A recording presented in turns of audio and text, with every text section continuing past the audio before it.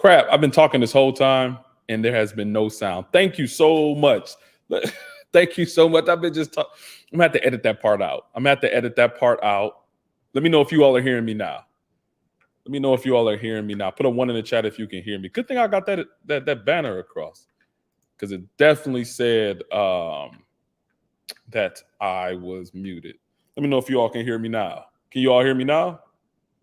Okay, Dante. Okay, thank you so much. I appreciate you, Snuggles. Thank you for coming through and let me know. Thank you, Henri, Textual Chatter. Thank you so much for letting me know that there was no sound. Now I think we're hearing ones. We're getting ones in the room. We're getting ones. Now I can hear perfect. Thank you so much.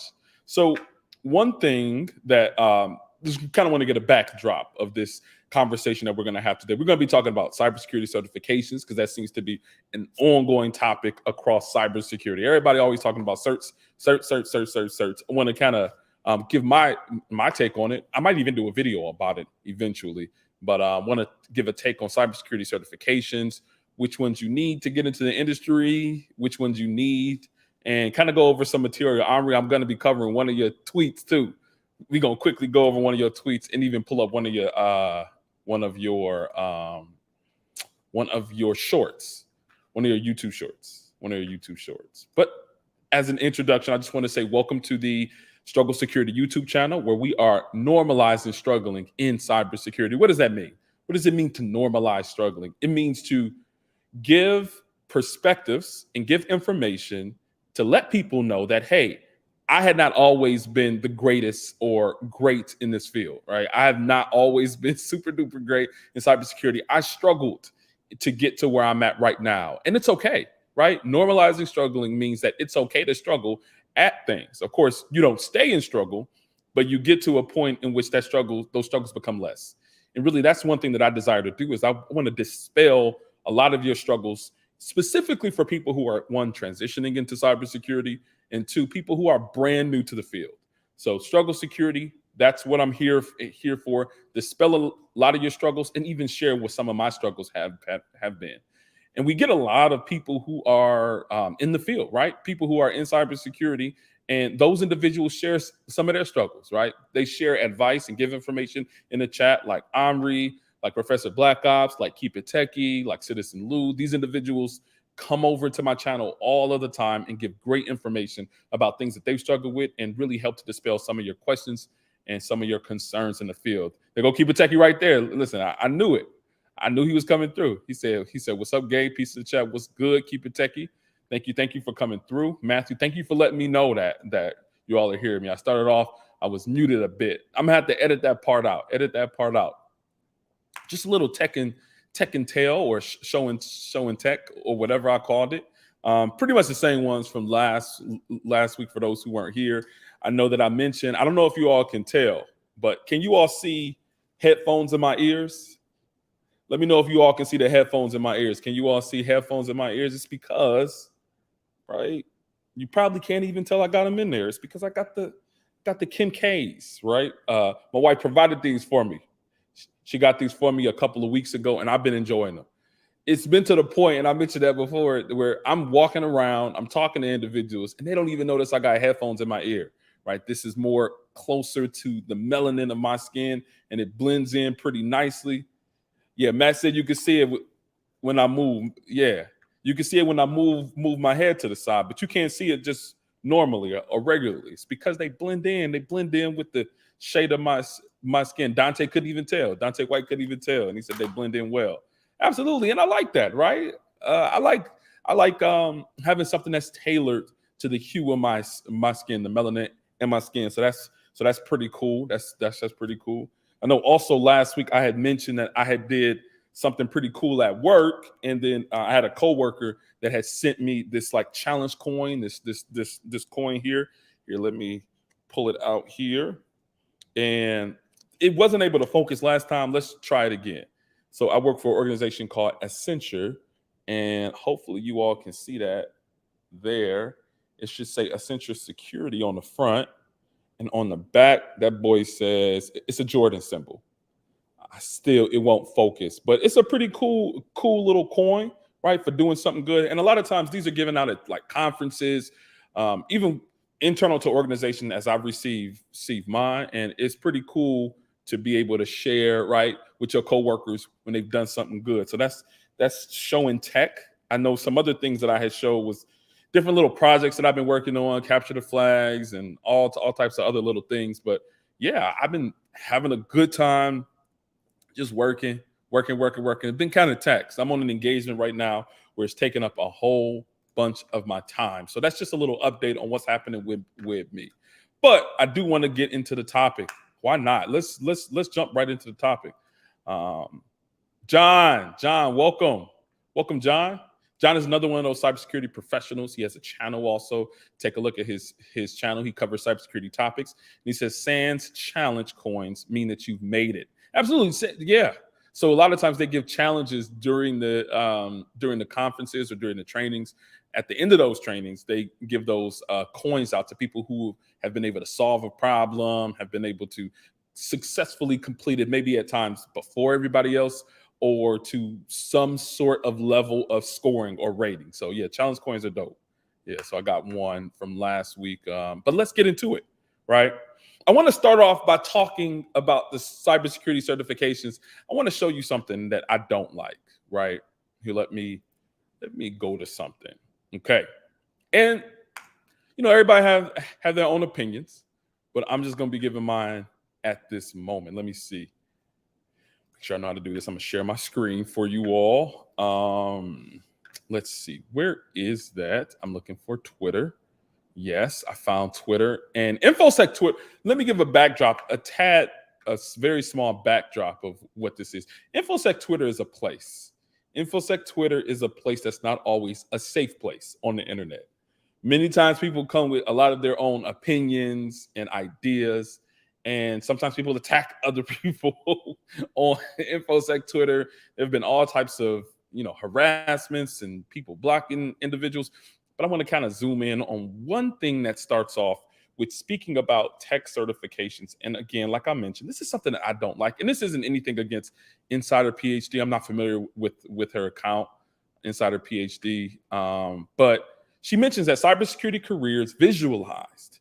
And she goes into security certification roadmap. So what is this security certification roadmap that she's talking about? And actually, let me take myself completely out of it, or just put myself let me take myself completely out of it. Take away this banner so you all can see everything that's on the screen so that we can jump into this here. So it says cybersecurity certification roadmap, and it kind of shows these different pictures. Let me open up some of these. Let me open up some of these for you because they are very interesting. Okay, let me just visualize this, or let me just contextualize this for you. Right? You're thinking about getting into cybersecurity, where a lot of you who are on my channel, you all come from that type of background. You were thinking about getting into cybersecurity, and you know that certs are something that's very popular or something that's in demand for the field. And somebody presents you with this thing over, trying to get the right pointing. They give you this big old screen of all these certifications, you name it as it concerns vendors. Communications and network security. You're getting some Cisco up here, you're getting some Juniper, NSC. I don't even know what NSC is. Some more Juniper. Let's see. I don't know. You're getting all these vendors. You get some CompTIA here, you get some offensive security here. You keep going across. You get some AWS, Amazon Web Services, Red Hat stuff, some GX stuff. I'm just going through here, right? Come from the mindset that you're new. You are brand new to the cybersecurity field. I'm just going over CAS Plus. That's another CompTIA. Crap. You're just getting a lot of stuff here. I'm sure that if you were me, or if I was you, I wouldn't be anything but overwhelmed. I would be absolutely overwhelmed by the mass amount of material that's being shared here. Say, hey, get into cybersecurity, and this is what you can look at, right? Now you get into stuff like the map of cybersecurity domains. think you kind of go into some more. So this is another one that they share. Here, let me open this one up again. Let's go big here. And they are talking about things like the certifications that they give for a roadmap or a career roadmap. So they got a security plus, just a plus GSLC, network plus, a CCENT, and that in some way goes into some other thing, MBAs and bachelors, and if you're an audit and risk, there's some other, man. Oh, all right, enough of this, right? Enough of that. That is difficult for anybody who is new or trying to transition into cybersecurity to digest. You don't need this. Okay? This is just too much. This is just overwhelming. I mean, I'm getting overwhelmed just looking at it. Just putting my eyes on it. It's just entirely too much. Let me check out what the chat is saying. Okay, yeah, NSC is Fortinet, right? Textual chat, yeah, man. Make sure you hit the like button. Absolutely, make sure you hit the like button as you come in. Hit the like button. That helps with the algorithm and everything. But absolutely, this is just absolutely overwhelming for anybody who is new. So when you see things like this, and this is popular, a lot of times people share this particular infographic of like all the cybersecurity certifications that will help with your roadmap. I think this is absolutely overwhelming, and that's something that I don't like. That's that stuff I do not like at all. That's that stuff that is very confusing and very difficult for me to digest. So I want to be conscious of you. So if you see that, don't focus on that. Okay. But let's go into a couple of other things, and I'm going to pull up some of these other links, things that are more helpful, things that are more digestible. Let's see where we want to start. Okay. So there are programs. So this is a training organization that I went through. They're called GIAC, or they're called SANS. And this is an organization that I went through in order to find sort of like a certification pathway. I have 5 of these cybersecurity certifications through the SANS organization. And one thing, SANS really gets a bad rap because a lot of their certifications are very expensive. And when I say very expensive, I mean extremely expensive. You're talking $6,000 to $8,000 that include training, and that also includes this certification attempt. So they can be, so this is SANS, right? But one thing that I want to present to you is actually, let me take a step back when looking at SANS, because they offer probably one of the most unparalleled cybersecurity certification training organizations. I mean, their trainings are absolutely amazing. You spend probably a week going through the information, and then you spend maybe months going through the material in order to take the exam and get the certification. But one thing that I do want to share with you is kind of how you look at their certifications. So let's see GIAC certifications. And I don't really know the delineation between GIAC and SANS. I just know that they're all kind of within the same thing. But they kind of break it down, which makes it a little bit more helpful. So when it says exploring your certification focus, they have certifications for these different areas, whether it's cloud security, cyber defense, offensive operations, digital forensics and incident response, or DFIR or DFIRE, or however people say it, industrial control systems, and security management. So let's go into one that a lot of people like. They like offensive operations or offensive cybersecurity. Let's jump into that one.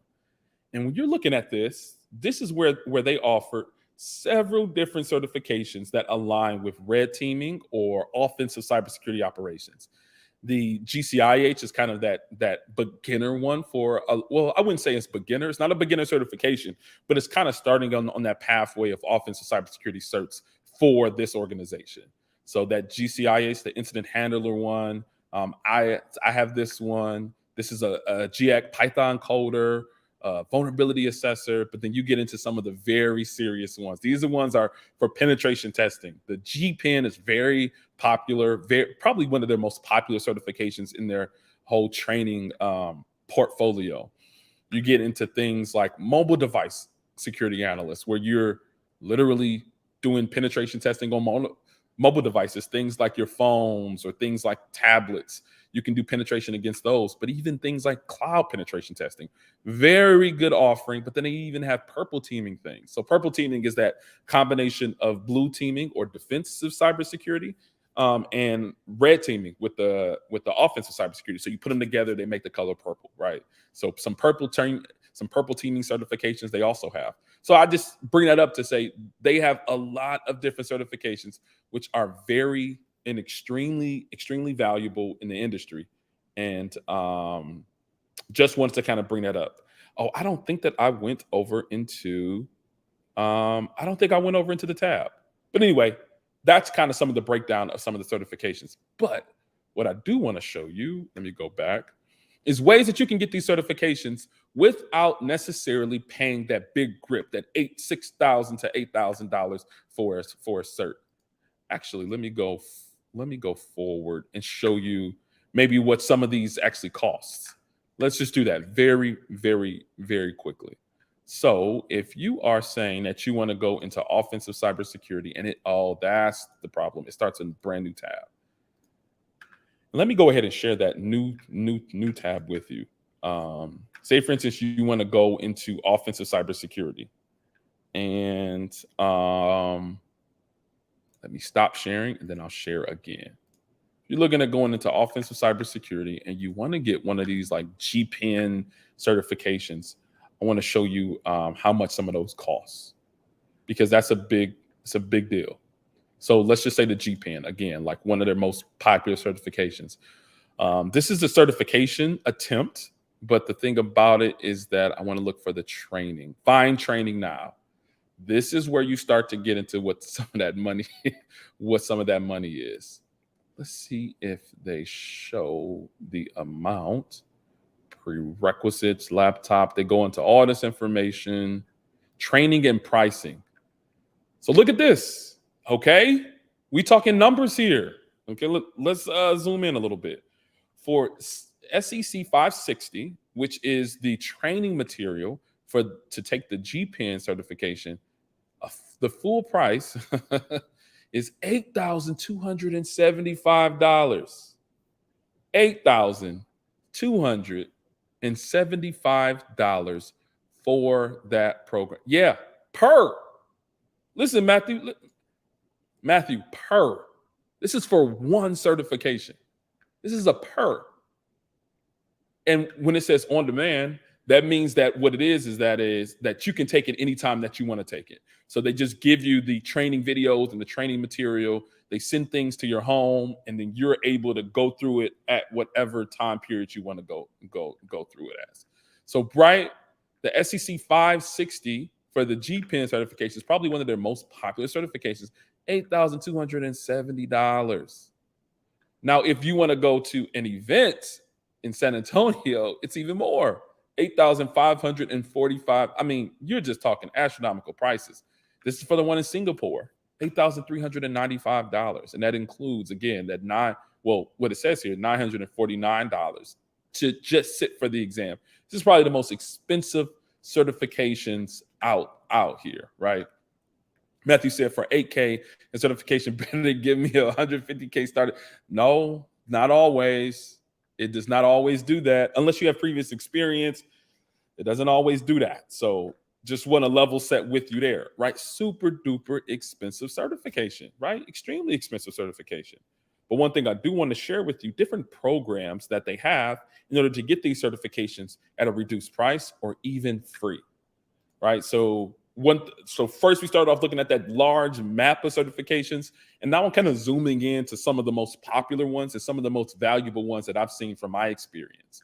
So let's get into something that gives you a reduced amount or a reduced price for getting some of those $8,000 plus SANS certifications. I'll share my screen again, and we're going to be going over several different links. And I see, John, you had shared the link already. Yes. So this is it here, right? This is called the Work Study Program. And what this is that the SANS Work Study Program is a popular and competitive way for professionals to attend trainings at look, the emphasis here, at a discounted tuition rate. in exchange for their teaching assistance. Opportunities for work study placement exist for both online and in person. So I've actually done this before. So I've applied to a work study program for a SANS certification. And really, what I was doing is I was volunteering my time in order to help facilitate that training. Right. So I was helping students answer questions. I was managing the Discord or the what did we use? What type of server did we use? I got the app on my computer here.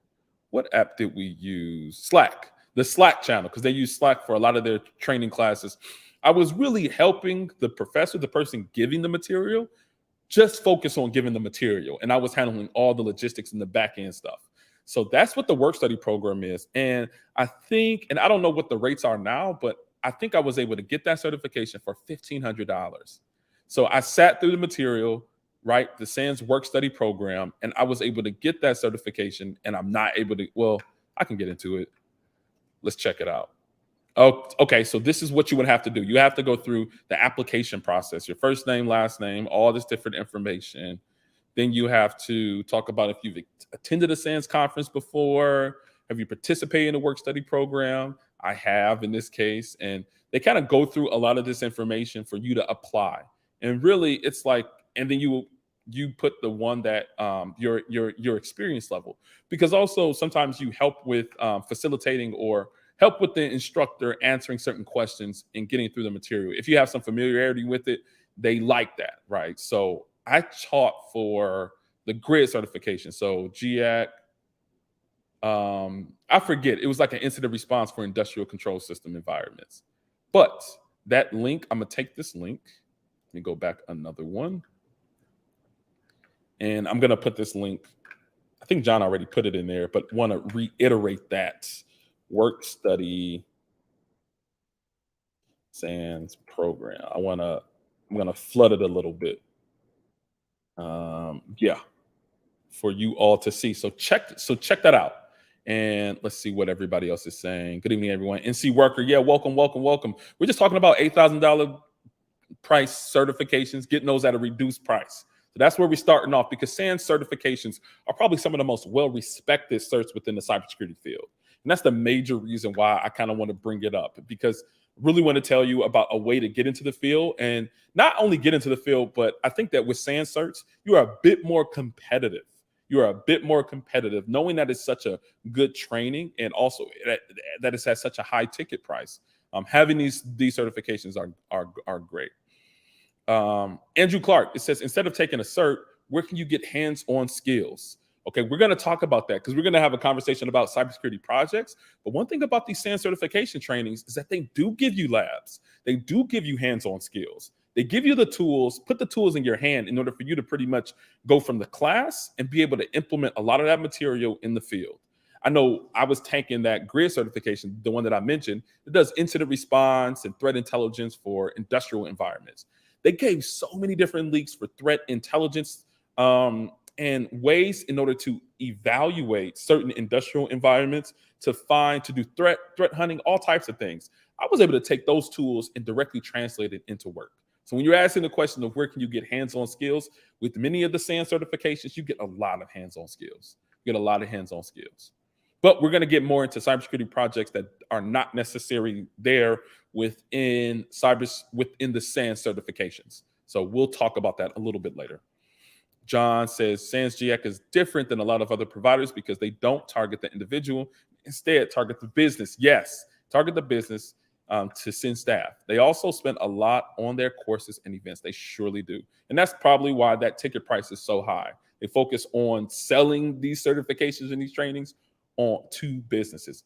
But let me tell you about this also, because SANS, they aren't only just selling it to businesses, but they also have programs. So the SANS work study program is something for a reduced price. Absolutely. What's good, Lestro? What's good? Welcome. Yeah, I got a little. If you were in this room, it's pretty cold in here, because it's kind of getting a little bit colder outside. I don't know why they keep the AC up so much. So I do have something to keep me a little warm as I'm doing these live streams.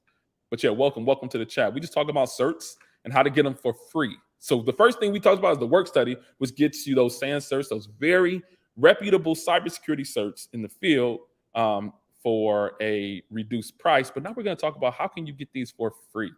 So let's jump into that. Let me go to that link. And I got several links up here, so it might take a minute as I'm just transitioning between one link and another link.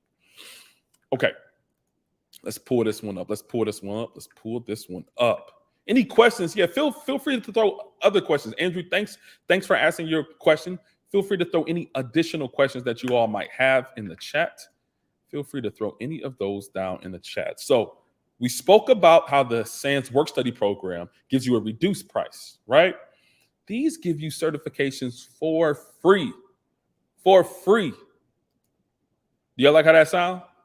For free. For free. So this says the SANS Immersion, Cyber Immersion Academics, right? So to help reduce the cybersecurity labor shortage, the SANS Institute launched the Cyber Immersion Academy programs, which are accelerated intensive technical trainings and mentorship in cybersecurity. Prepares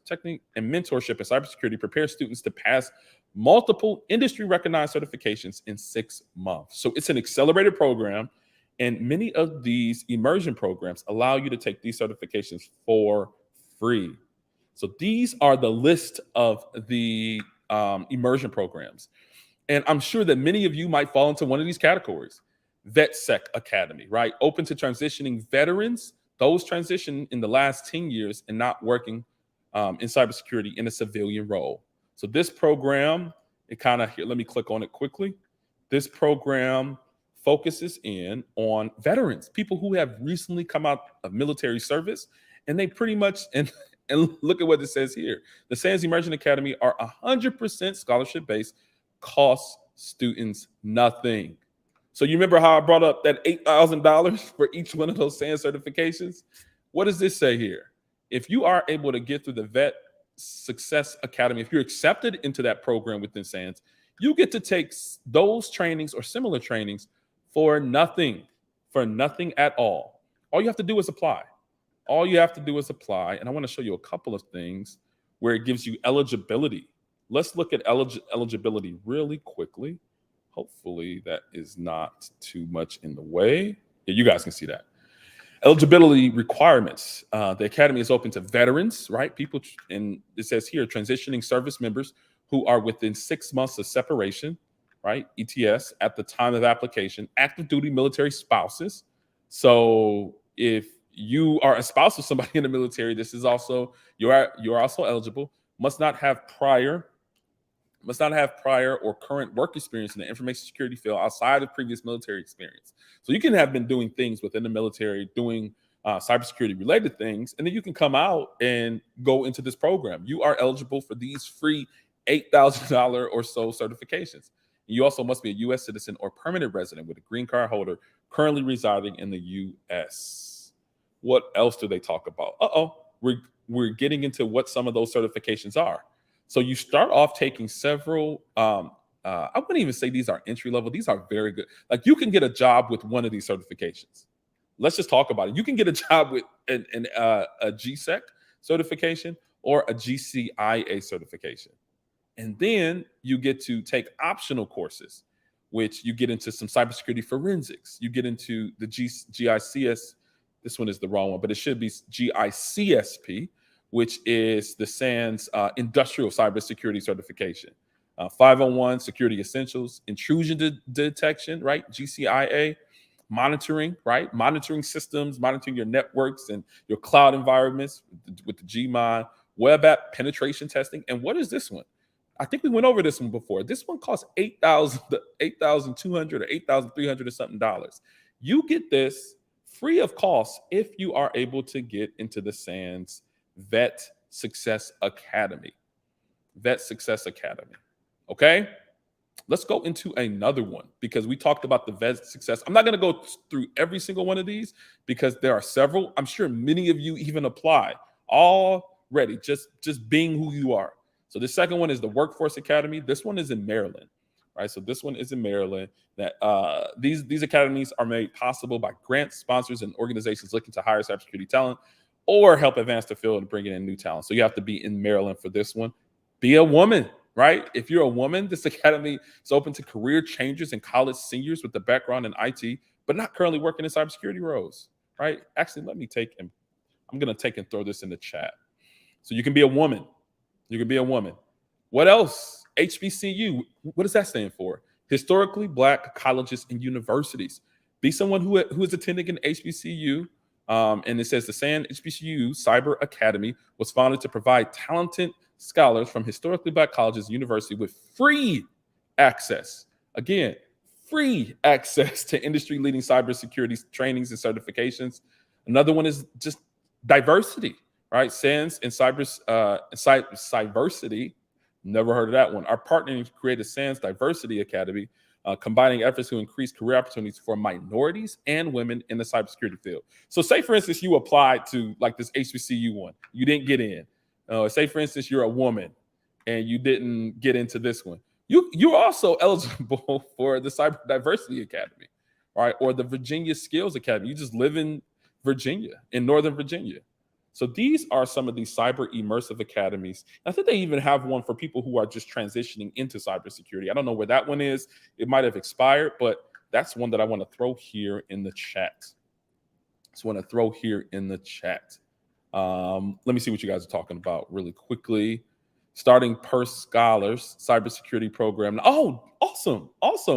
I'm so happy that people have looked into these, right? Have been able to get into some of these programs because they're really good. The work study program gives you it at a reduced price, right? Like I said, I went through the work study program, maybe $1,500 total for the training and the certification in comparison to an $8,000 cert. But these say that you can get these for free. So Panther God say he's starting the Per Scholars cybersecurity program now. Congratulations. I'm so happy that you are taking advantage of these opportunities. Dollar Washer, welcome. He said, let's go. Absolutely, yeah, free. Let's go. That's pretty dope. Darius said, can I send you my resume? I'm trying to break in, but keep getting rejected. I blame only myself. Oh, man, it's probably not that bad. I just need to know where I'm weak. Absolutely. Here, I'm going to put in I have an email that's associated with the channel. I'm just going to put it here in the chat. strugglesec@gmail.com.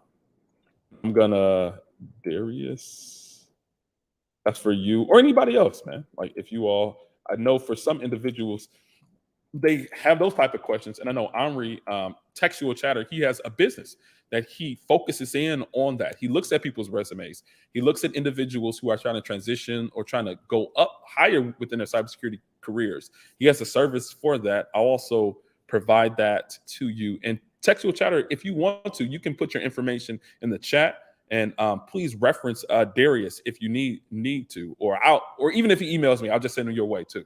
So you can do something like that. Professor Black Ops, welcome.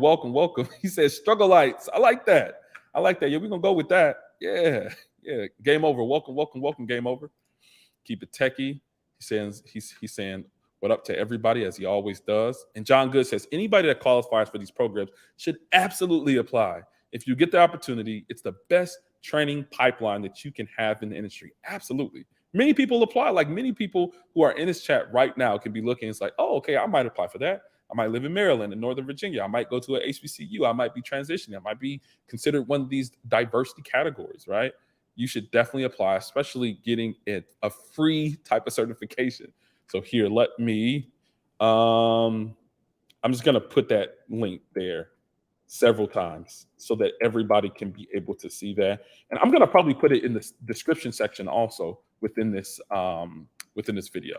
But those are some things that I want to provide to you. I want to tell you that, hey, these are very good certifications, right? That you don't have to be overwhelmed. They give a very good breakdown of different type of courses, whether you want to be in offensive cybersecurity, whether you want to do digital forensics and incident response, whether you want to do cloud cybersecurity. There are so many different things that you can do. And many times these SANS cyber immersion academies are very good opportunities where you can get all of these $8,000 or so certifications for free. You can get these certs for free. Okay. Let me know how you all are feeling. Colin says thanks. I'm very happy that this has been valuable to you. Very happy this is something valuable to you. Let's go to our next thing. Again, you can drop all your questions in the chat if you have any questions as we are having this discussion. I have a couple of things that I'm going through, so let's go forward. So I already talked about that. Okay. So we're going to be talking about certifications within federal government type of capacities. Let me introduce you all to something called DoD 8570. The DoD 8570. So this applies to individuals who want to work within the capacity of federal government environments, right? So that's a whole industry within cybersecurity. And there are certain certifications that are required or that they recommend in order to get these roles. Many times it is required. So like it says, DoD, Department of Defense approved. Here, let me zoom in. Actually, let me get myself off. I don't need to be this large here. I'm just going to get myself off of this, and I'm going to zoom in a bit here.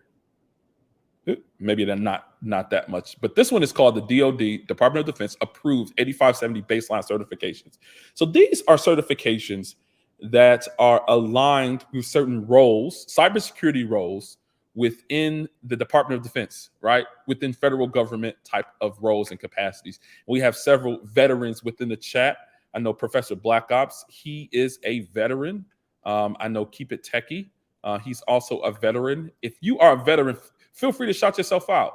I might be missing some individuals, but yeah, being a veteran, you are a lot of times applicable for several different cybersecurity type of roles. But many times they want you to have certain certifications. So they have these certification tracks where they have these levels, these IAT level 1, IAT level 2, IAT level 3.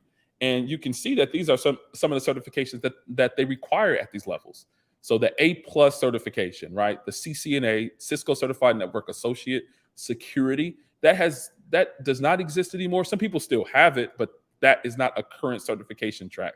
But some people still have it, and that's one of the requirements for an IAT level 1 role. Network Plus is also another one, and these are CompTIA certifications. So I know that there's been a lot of there's been some conversation surrounding individuals who get CompTIA certifications. They say that they're not valuable, that these are not roles that will place you in a good position within cybersecurity. And I beg to differ, because as you see, and as we'll see more, that these are some very valuable roles, and you get a lot from just having some of these certifications. So go a little bit more. So as you get more senior, you see some of these SAN certifications. So these are some of the ones that we saw from that list that I just showed for some of the SAN certifications. So that GSEC was one. The GICSP is also another one. But then you get into your Security Plus certifications. Again, another CompTIA certification. Cisco CCNA Security is still there. The SSCP, I believe that is an ISC squared certification. So, and then you get to more of your senior ones, the IAT level 3, where it's some of the same ones that translate over, but then you get to the GCIH, we saw that one, or even the CISSP, which is considered to be one of the more senior certifications.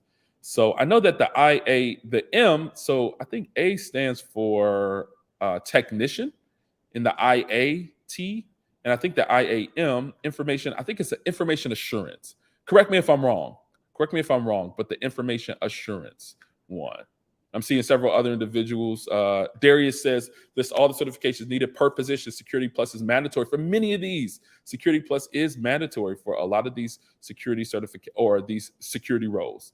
The USMC. Tell me what that means, Darius. Is that a university? Tell me what that means. Dante White, listen, we got people.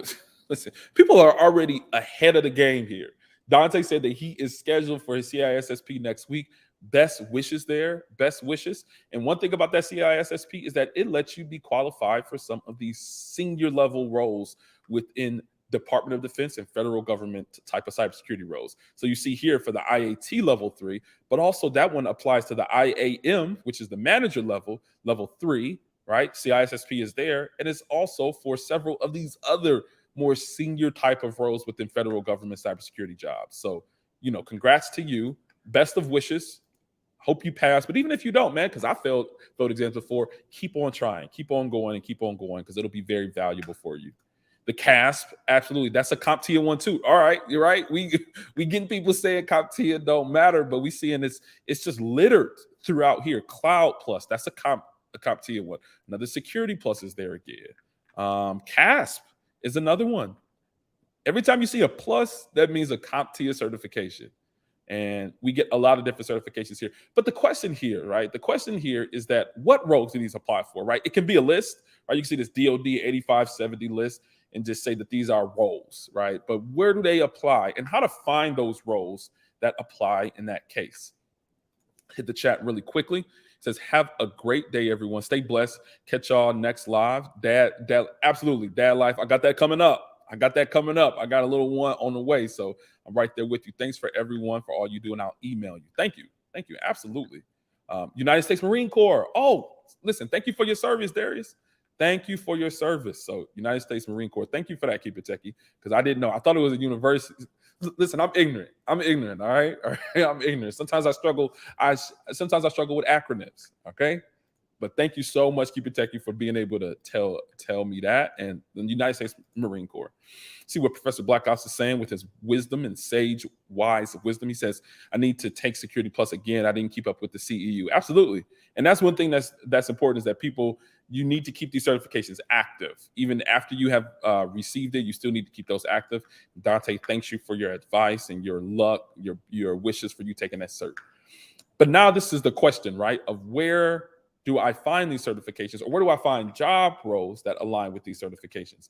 I think a very cool website that a lot of people use in order to apply for cybersecurity jobs within the federal government is USA Jobs. USA Jobs, but you can also go to LinkedIn or Indeed. You can find these, but USA Jobs is focused in a lot of times on these type of jobs.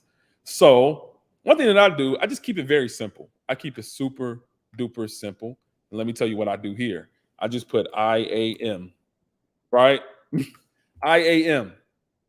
Okay? This IAM, because that is that acronym for those information assurance managers for that DoD 8570 role.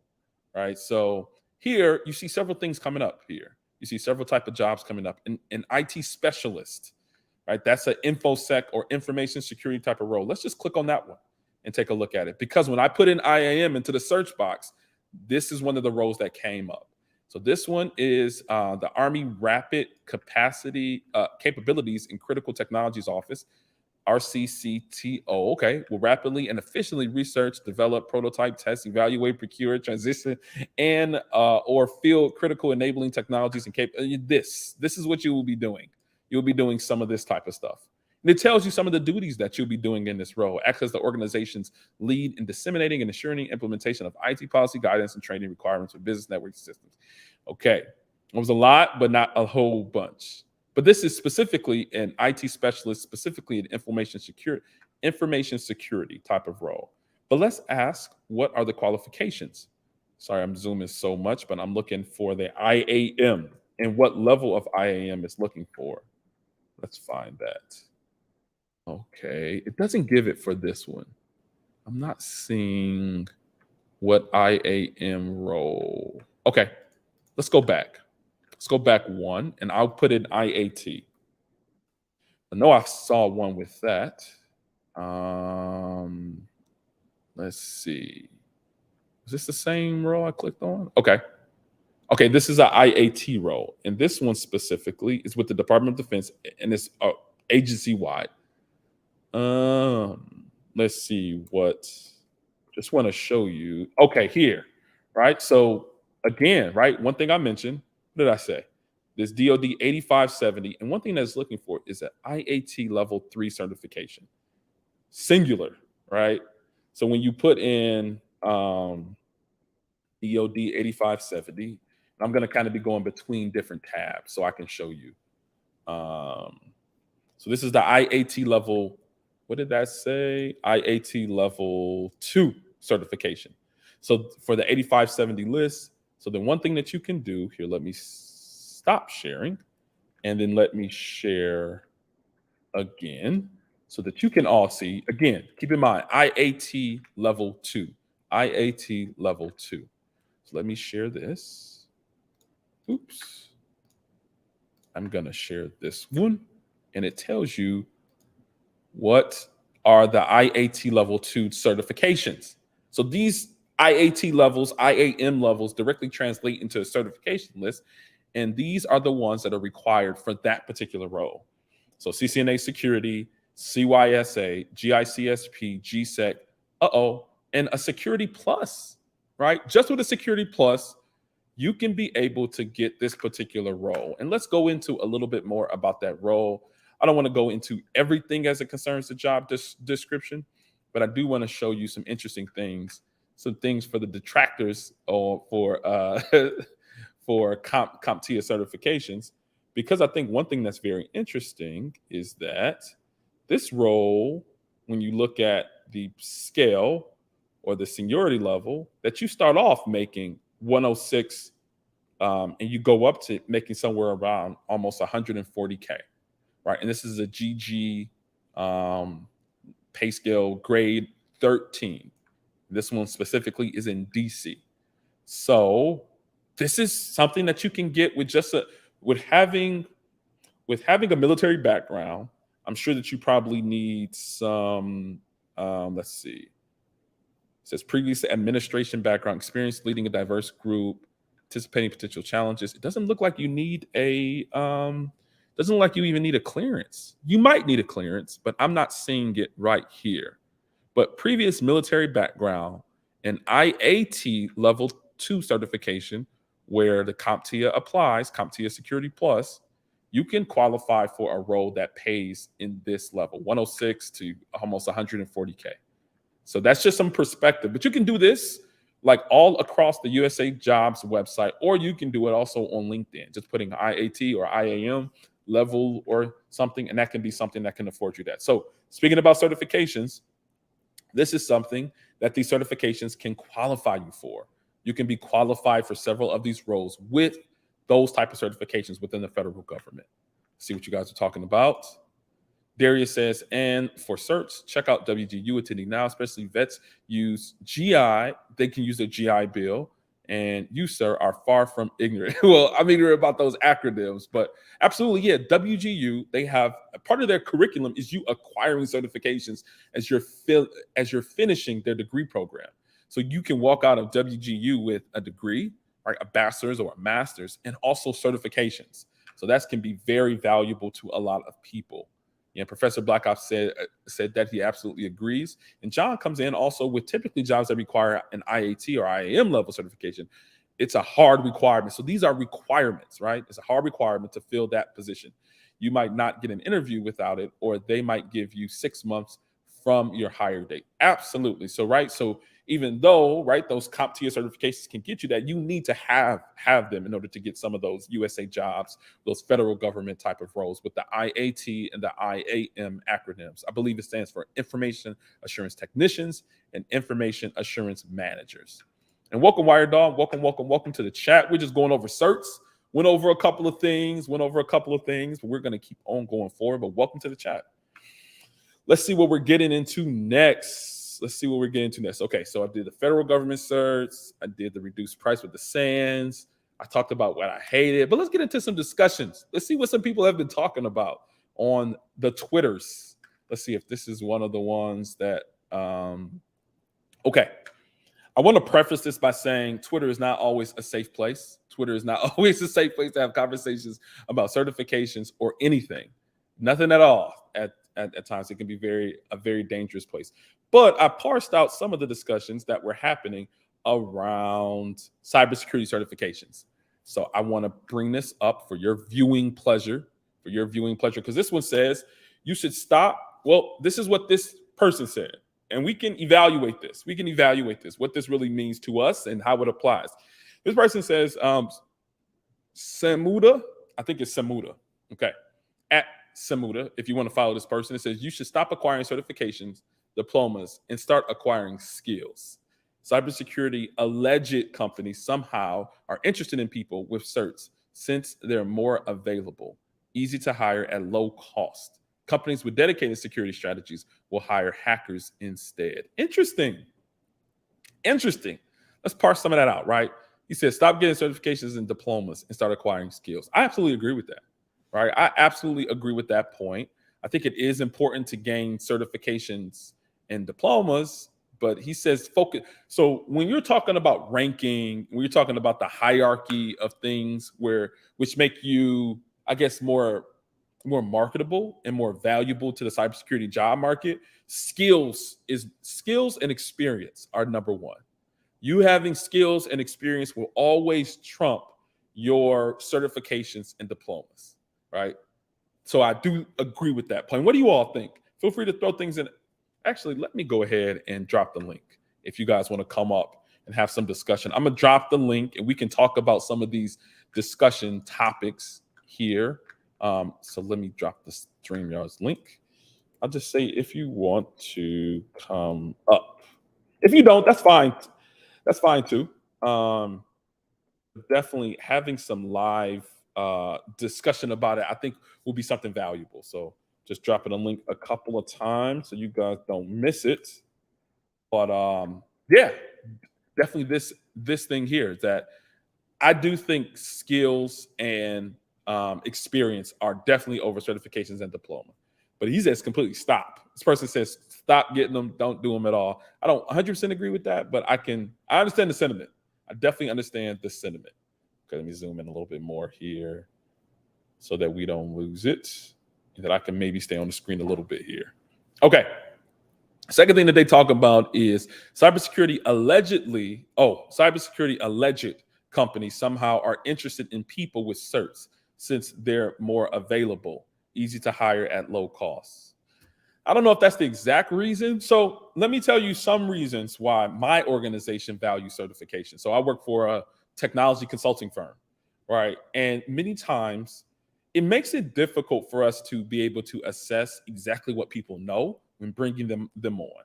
We don't always know everything that they know in order to bring, or at least their cybersecurity skills. And certifications, it's just one of those measuring barometers. It's something that is helpful for measuring what you actually know in cybersecurity. If you're able to pass a certification, we kind of have a good understanding of what you know if you have a security plus. We are informed about what that curriculum is. We know that you have a basic understanding of the CIA triad, right? The CIA triad for confidentiality, integrity, and availability. You kind of have a good understanding. You kind of have a good knowledge of that. So I do think that certifications help to measure individuals, but I don't think that it is something that you should just throw out, right? What do you think, Professor Black Ops? And welcome to the channel. No, you're correct. And I'm not a veteran. I just worked at TLD. I was a civilian. And like you talk about, no, you're good. If you got the skill set, people play for you to get a security clearance. So then they usually just say you have to stay like 2 years or whatever, blah, blah, blah.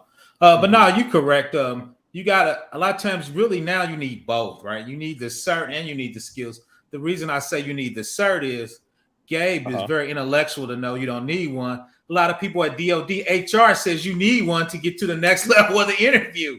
So they say you need this type of cert and this. So that's kind of like a gatekeeper. I don't think it's correct, but I see because two is, I interview with Fortune 500 companies like Gabe. They say we get 5,000 resumes. We need to figure out how to cut them down, and that's the way to cut them down. Absolutely. Yeah, because it's something just to help to just know what some of the knowledge and understanding that you have, but for sure. Hey, Chris Tahoe, are you Wired Dog or are you somebody else? No, I'm somebody else. I'm just a subscriber to your channel. Okay, sweet. Welcome. This is your first time here. Yeah, no, I haven't had you up on the panel before. So yeah, definitely welcome. Yeah, thank you. So I'm speaking on this from a student's perspective. I'm currently enrolled in college, and I would say at my level, certifications just really help your resume stand out, just as Professor Black Ops alluded to. When you're applying for internships and things like that, especially within the DoD sector, it helps to show that, hey, this person really cares, especially considering they're a student. So I think one thing to consider is at what point in your career you're at when chasing certification. And one key thing is don't just get whatever certification is out there. Get whatever certification is relevant to whatever you're trying to do within the industry. Okay. I'm gonna turn that back around. Okay, which certifications are you working on, and where are you trying to go in your career? So right now I'm studying for my CompTIA Security Plus because I do want to work for a DoD contractor in the future. My dream job is to be an information system security officer. Okay, ISS. Okay. Oh yeah. Okay, cool. That's awesome, man. Yeah, congrats and welcome, man. Go ahead, Professor Blackout. Yeah, Chris, just a little advice is to be a good CISO or CIO, you should work in different domains so you can stack all that knowledge, right? So you should be a programmer, network, assurance, all that. So when you go to CISOs, a lot of times is you got to take all that knowledge that me and Gabe give you, then you got to be able to sift through that and make a decision, right? So that's why you got to kind of try to touch each one of those areas. Absolutely. You got anything else to add on this one? Yeah, keep going. Yeah, and the two is, Chris, if you need anything, I'm putting Gabe. You can reach out to me or Gabe. We'd be more than help you. He's more. I keep making you red team. I don't even know what you are, Gabe. You love everything. I'm all team. Yeah, in fact, I do more assurance, business type stuff. I was a developer, so I do more of a purple team type application development security. That's kind of my specialty, Chris. If you need anything from me, buddy. Absolutely. Yeah, a lot of times I'll just go on Twitter, and I don't know. Are you guys on like InfoSec Twitter? Nah, man, they be dragging old people, Gabe. I left Twitter. How about you, Chris? Go back. How about you, Chris? Do you get on InfoSec Twitter a lot?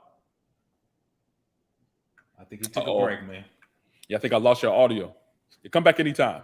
But yeah, sometimes I just scroll through here. So I'm seeing this one. This is a response to what they said. It says, and then they pay you for the certs and training. And then you use those certs to get a better gig elsewhere, and the cycle of winning continues, right? And that's another thing, right? Because what happens a lot of times, and Chris, feel free to come back anytime if you have anything else to say.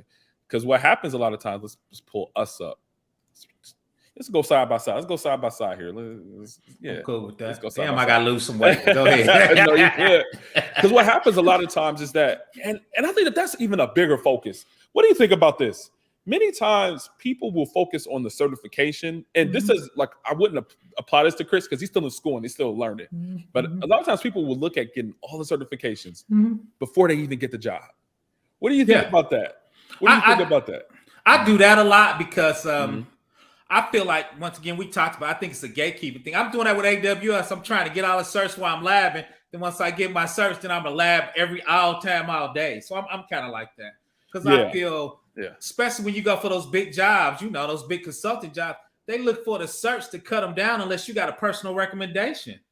Now, if you take my resume, that's something different. But if I'm competing, somebody's nephew's in there a lot of times, somebody's brother was in this university or this frat. So a lot of times I feel like I need to get the credentials, then, go ahead and back it up with the skills. I still think you need both. But like with AWS, I'm trying to get 7 certs, then really start labbing. You're getting 7 of those. See, and I guess I got a little bit of a different perspective because I think that, so one thing that they had mentioned in that thing that I was sharing is that, and then they pay for your certs / training, and then you use those certs to get a better gig. And that's been my experience. I've gotten in there, right? I've with whatever certs I had. I think maybe my second or third cybersecurity job, I think I had like a CEH, I had a CCNA, and I had a degree. Right. So those were like and I had one of the SAN certs. Those are the only certs that I had. But once I got in there, I was able to get them to pay for more of my certifications. Man. But but my 5 minute, but a lot of times when they pay, like my company will pay, but then I got to stay 2 years. So I'm not going to spend $700 and you lock me in for 2 years for a $300 cert. Come on, Dad. I mean, come on, Gabe. But if I'm younger, I would. I'm old, man. I need to move now. I ain't got much time left. So I think it depends on where you're at in your career. Go ahead, Gabe. See, and I think that's a great point. Knowing where you are in your career will align with what strategies that you use to acquire your certs. Right. Sometimes when you're brand new, right, your first gig out of college, it's okay if you stay there for 2 years. You should stay there for 2 years. You should stay there. Right? You should stay there for 2 years. But if you're somebody more senior, say for instance, you're like a CIO or you might even be a CISO, you might be there a year. Only a year and a half if you're lucky. But two is we kind of same places. I got enough experience with the background. Whatever cert looks like icing. Like I'm gonna throw this out. I was getting my certs. I wasn't quite ready yet. AWS reached out to me for an interview. I was like, what the hell? I'm gonna take it because with all my background in the certs, I'm like, I knew I still need a little more seasoning.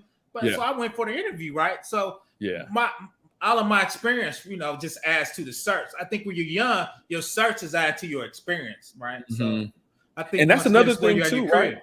That can be a strategy too, right? You start working for the certifying body, right? So there's people that's working for AWS, like Amazon Web Services, people working for Cisco, they offer free certifications to people who work for the company. You can get those things for free. And in many cases, even organizations who have partnerships with them, so they would allow you to get certifications because of the partnership between those companies and those certifying bodies.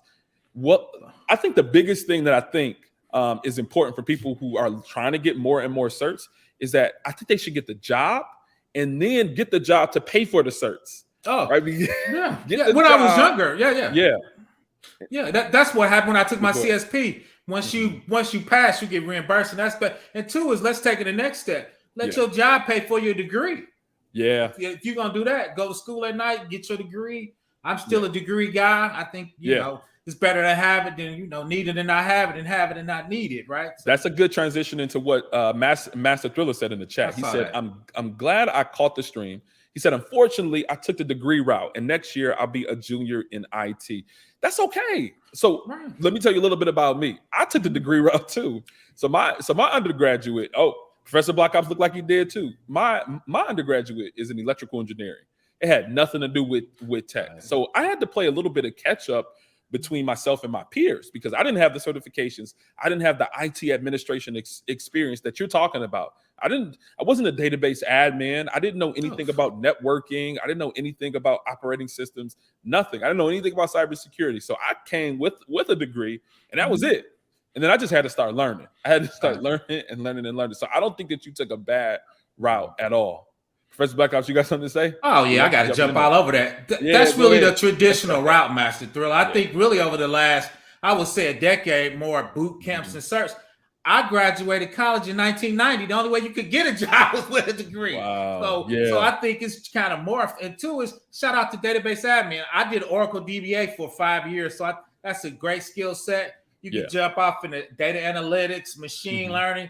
I take those skills and took them to AWS because you're spinning up databases and web servers and all that as part of the cloud, right? Right. All the databases is going to be in the cloud in a minute because people don't want to pay for those licenses anymore. So now, Master Thriller, that really is the blueprint route. Most people just don't want to do it. They think it's too hard, but that is because one of the still gatekeeping is degrees. I work with old white guys. I love them all. They say you need a degree because they got one. Right. I think that's BS. But when they're checking boxes off, especially in DOD, all them dudes are old. They ain't packed. Go ahead. Many of them are still in power, right? Many of them are still the managers. What you mean? Most of them. So look, let's talk about the strategy, right? You know that you're coming into most organizations, and not all, right? You talk about FANG and all these. They have different ways of hiring. But in most organizations that you're going to look at when getting into IT and in cybersecurity, you're going to have somebody with more of an antiquated mindset about qualifications, right? You can even see it in a lot of the job postings, even though people say, hey, people are going away from degrees and they're going more towards certs. A lot of times when you're searching on like LinkedIn or Indeed, degrees, a bachelor's degree, a lot of times is probably the most common thing for a lot of cybersecurity and IT type of job roles. So you're still coming into an environment with people that are thinking back in the past, because that doesn't mean that you can't do your job, but many times they still make that a prerequisite. They will rank people higher who have degrees. So I don't think it's anything wrong with that. So will rank. I work with those guys every day. Because people don't realize this is you're in competition when you go for a job. Yes. Most of the time, it's just not you. Now, you could be lucky where somebody like Gabe know you. They can set a job aside for you. 40% of the jobs from the government posted, they already know who they're going to hire. They just got to post it. So let's be realistic. But when you're in competition, the more credentials and degrees and certifications and experience, if two people got the same experience, they're going to go with the degrees. Yeah. And that's just to get you in the interview. So if 4 dudes got degree and you got certs, those 4 dudes going to get it, even if you better than them. As you're talking, that kind of brings up a thought process. Like, what do you think the formula is? Because I think that we've been talking about experience, degrees, certifications, skills. What do you think the formula is? Which 1 or 2 or 3 that you think that you need in order to get in there? Well, but I think you said something before that too. I think it depends which job, which location. Are you fanging it with the young guys? Or you do it DODing it with the old guys? Or you going to a consulting gig? Or you going to a traditional old school city job, right? So I think each one of those, the mix is going to be a little different. the best way is to network and people. I have an interview probably I just interviewed, but I had an interview 20 years before that. People called me and recommended me for the job. I didn't interview for it. I just went and signed a piece of paper. That's really the gold standard, right? Because that's what you're supposed to be. People don't. When you go to Harvard, you don't go to learn something. You go on a network because your family got money, right? Yeah. So I think it depends on what job you win and what industry, right? And how's that industry? If you FANG, right, they're looking for certs, they're looking for a portfolio. If you go on the DOD, they're looking for degrees because those guys are old, right? So look at the young guy here. Look at the young guy. He said skills, skills, and skills. Chris says skills, only skills. You're right, but the problem is, Teo, and I agree with you, is I've been on way more interviews before you were born. Nobody tells me to sit down. They just now start sending out portfolio works. Usually you would just talk. They wouldn't let you build anything. You had to talk your way in the job. So if you can't show your skills, how are you saying skills? Tell us about these skills, Chris. Tell us about these skills. What was the motivation for that? What you think? Yeah, so I think that in cybersecurity, right, it builds on IT, and overall, it doesn't really matter about your credentials. Like somebody said earlier, degrees and certs are really just pieces of paper. It's really about, can you do the job? I think that's the key thing. And you talk about the gatekeepers, they absolutely exist. But I think, especially in the modern generation and moving towards the future, the hiring process is changing, frankly put. Right? By the time I reach your guys' age, I think it's going to look a lot different. It's going to be a lot more about what people can do as opposed to what their resume says. And I actually have a question for you guys. So considering how competitive the market is, right? You talk about Fortune 100 companies having 5,000 plus resumes. What are 3 actionable steps that a candidate to make to really make themselves stand out? Let me go first, Gabe. Yeah, go ahead. You be hiring people. I don't hire people. No, go ahead. You got it. For me, actionable skills too, because I'm in insurances. The actionable skills for me is, like you said, is I have experience in a background, right? So I can show a portfolio where I've done NIST 800-53 auditing insurance. I can show where I've done a security program for a federal compliance, right? So I got a portfolio of skills I show. So those things is what area you're trying to get to. Like we said, get the skills by labbing, get your cert, and get experience, right? The reason I separate experience and skills, I see some old dudes that can't build shit. So just because you've been there long enough don't mean you really getting skills, right? Those are 2 separate things. So I want to make sure that's clarified. So I think those are the three actionable items: certs, labbing, so you can show a portfolio and get a little time underneath your belt. Yeah, I would say I think that a lot within cybersecurity, to acquire some of those roles, it's kind of transitioning to what you see from software engineering.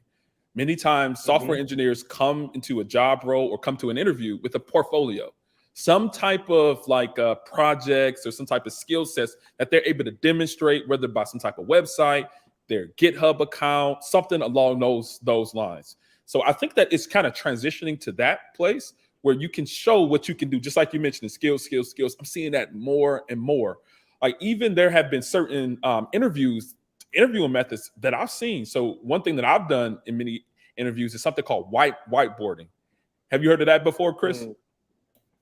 No, I have not. Please explain it to me. Okay, so this was kind of this scenario. They wanted me to do like a whiteboard type of exercise for a type of industrial environment that I needed to protect. So because I had come from like a nuclear type of background, I pretty much drew like a network architecture of what a nuclear plant looks like, right? So I put in switches, I put in routers, I put in workstations and laptops, and then I also put in things like human machine interfaces and engineering workstations and all these different things. I kind of put it on a big old board that they had. Then they had me say that, okay, how could a bad guy get in? And then I start talking about different attack vectors, things like USB drives, ways to attack from the internet if there's internet connectivity, things, just all different types of vulnerabilities and things. Then they said, what would you do to protect it? Then I started to have to talk through exactly what I would do to protect or to be able to harden this system against those things. That's kind of like some type of demonstration of those skill sets. Your understanding is one place that I've seen it. But also I've seen people, if you're going into a penetration testing role, that they'll send you a vulnerable VM and say, hack it, write a report about it, and send it back to us. So when you talk about these skills, that's one of the major things that came up in my mind. I know I'm very verbose, so I'm gonna pause right there first and then see if you got any follow-up questions. Yeah. No, it makes perfect sense. So it's sort of like, it sounds like these interviews, you're kind of going through like case studies where you're given a situation, you have to explain what your thought process would be. And I know you're familiar with Textile Chatter. He talks a lot about this where, sure does. It's really about how you think, like what your mindset is. Half the game is you have the skills you can have. The other half is, hey, can you analyze situations and make the best decision moving forward? And that's really how you even move into those more leadership roles where you're really controlling and governing entire infrastructure enterprises. So I absolutely think, moving forward, that should be the way to go. Absolutely. And real quick, the other thing you could do is, what I do a lot of times is, if I'm learning a subject, I do a YouTube video. So I get a lot of interviews where somebody said, I saw you talk about zero trust. They asked me to explain it to them. Then they offer me a job. So if you should document your thing, get you a YouTube channel. And as you're building your labs, walk through and talk about them. Because I got a ton of compliance videos, AWS videos where I build stuff and walk through and talk about it. Absolutely. Absolutely. I absolutely agree. And speaking of Omri and Mr. Textual Chatter himself, he had a short that kind of goes over something in cybersecurity, a particular cybersecurity cert. So here, let's just take a look at this. It's just like 30 or so seconds, and then we can get some feedback about it. And then I might have to dip out pretty soon. I got food ready. I got some dinner ready for me. So let's just look at this very quickly. Let me maximize this for us. And then let me know if you all can hear this. Can you all hear? That don't make no sense. Like, can you all hear that? Yep. Okay, perfect. So this is towards the question of, is the CISSP an entry-level certification? So let's see what he has to say about this. This particular. Was this the one? Was this the CISSP one? No, that was the Google IT cert. I don't think. Oh no, he got another one that goes. I saw that when I saw that. That was today, I think. Let me find it. Let me find that one. Let me find it. Tell you about the CISSP. I think this is the one. This is the one. Let me know if you can see this. So what I would tell people is, so there's the whole HR thing. It's all about getting past HR. You want to use your certifications to get past HR. The CISSP is never a bad thing to have on a certification. However, there's also the job in question that you're actually doing. Those two things are completely exclusive and separate, and so what people have to do is, first of all, I tell people this: once you get your CISSP, there will be an expectation that you are in a certain pay range. It may not necessarily be 150 because you have to have your CISSP is supposed to complement your primary skill set, because the CISSP doesn't require a burden of having to be able to do something. And so when I got my CISSP, it was. Yeah, they go into more of that when on his particular channel. But I think he shared a lot, right? That was one of the interviews that Omri did with the gentleman where, just like you were mentioning, Chris, the CISSP is like one of those more like leadership or like kind of managerial level type of certifications, but that doesn't really display the skills, right? You don't really walk out to the CISSP knowing how to do something. You probably have a very vast knowledge of cybersecurity content or cybersecurity thoughts and knowledge. What do you all think about that particular certification? I absolutely agree. How about you, Professor Black Ops? Oh, I agree. I didn't pass it, so but no, I get a lot of CISP. Yeah, I missed it by 6 questions. That was the stupidest thing. I should have took it. But long story short is, it's a management test. I get a lot of CISPs calling me because they don't understand the intricacies of networking or being a DBA or spinning up an infrastructure on AWS. Like you said, it's a management test, right? So yeah, and I need to get it because you could get that. I think what it was, Iat Level 3 was the CISP, right? It's the top. IAT and IAM Level 3. So like that would apply to some of your ISSO and ISSM roles too, Chris. CISO, if you want to go for those in the future. So long story short, something to aim for. Yeah, me and Savage is going to do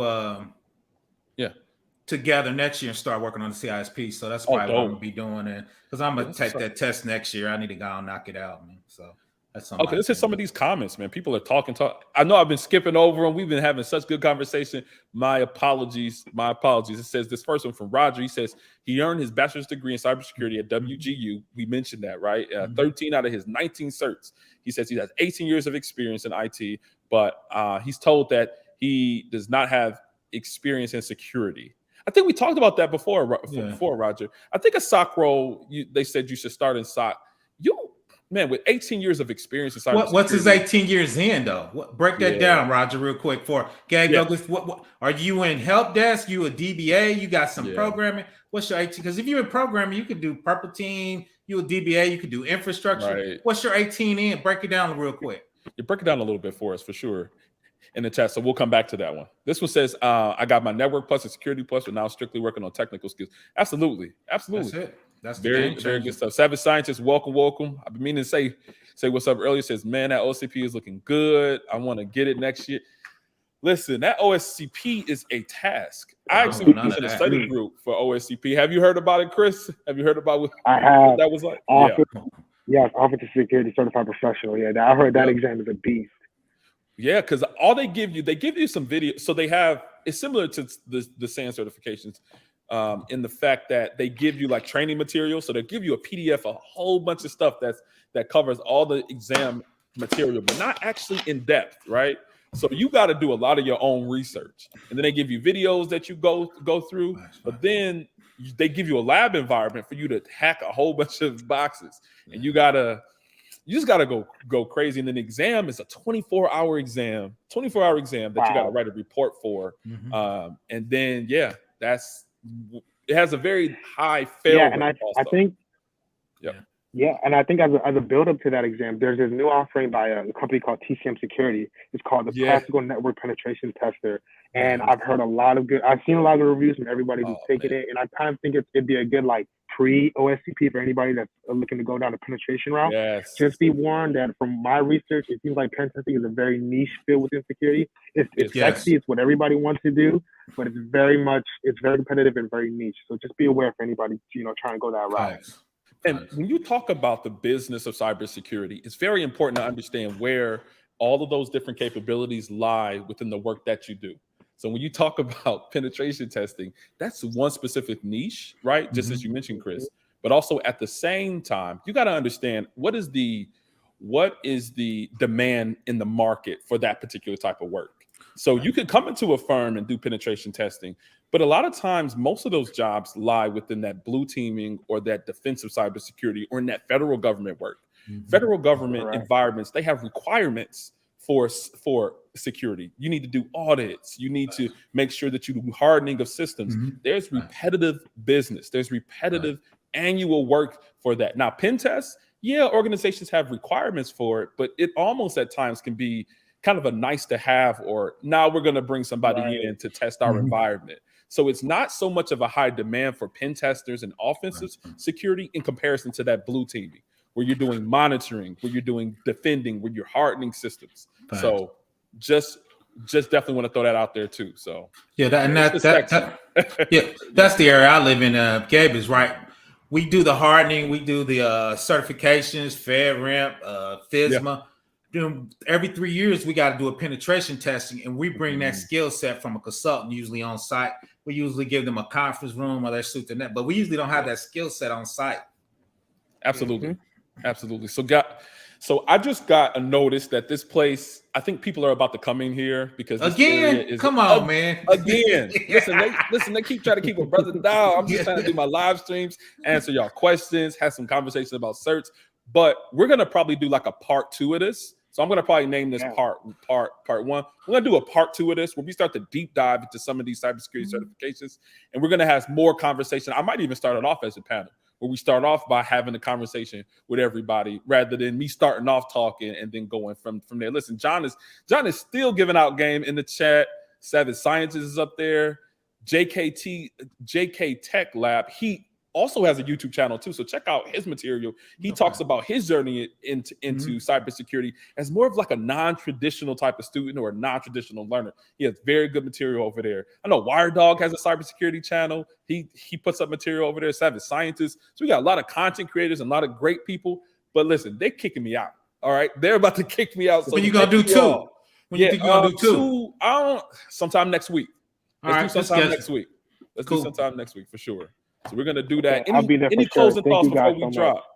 Okay, absolutely, Chris. Any closing thoughts though before we? No, you got it. I think, like we talked about, it depends on your industry, your background. Some people want more certs, less certs. Some people want traditional stuff, like you got to have degrees. bank's going to be more non-traditional because, you know, they're deep thinkers. So depending on your mix can dictate where you need to go to get your start. That's it. Absolutely. How about you, Chris? Yeah. You got anything before you drop?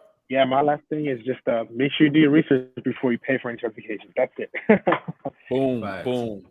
All right, guys. Sorry I couldn't get to all of your questions, but definitely it'll happen next time. We're going to do a part 2. But again, Struggle Security, that's the channel, normalizing struggling in cybersecurity. And I'll see you all on the next one. All right, peace out. Thanks, guys. Absolutely. And you need to schedule that room, player. Now I'm going. I need to. You need to schedule it. Now I'll talk to you later.